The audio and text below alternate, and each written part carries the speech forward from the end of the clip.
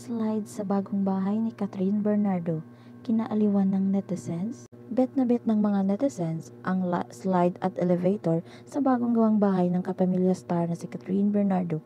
Marami ang naglabas ang video ngayon sa social media na kuha mula sa nagdaan housewarming party ng kapamilya actress na dinaluhan ng mga artista at ang mga kilalang personalidad. Bukod sa hinahangaang artista, ang talagang kinaliwan ng mga netizens ay ang slide sa tabi ng hagdanan ng bagong bahay ni Catherine at ang napakaganda nitong elevator.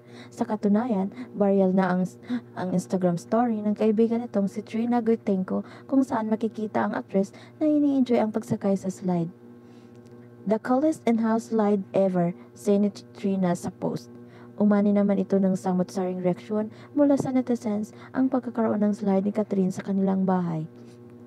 Ang saya-saya ni Kat ngayon, nakakatuwa naman at mas masaya kaysa kasama niya yung mga mahal sa buhay at dumagdag pa si Aldin na lately isa ding nagpapasaya kay Kat. What you see is what you get. They're happy period, komento ng isang netizens.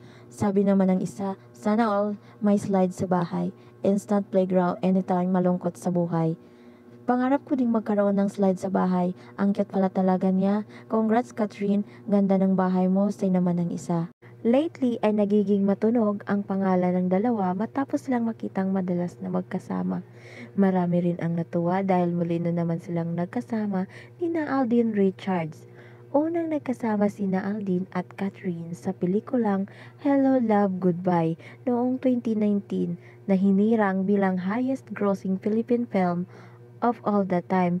Bago, ngunit napalitan na ito ng Rewind ni na Marian Rivera at Dingdong Dantes na pinalabas noong December 2023.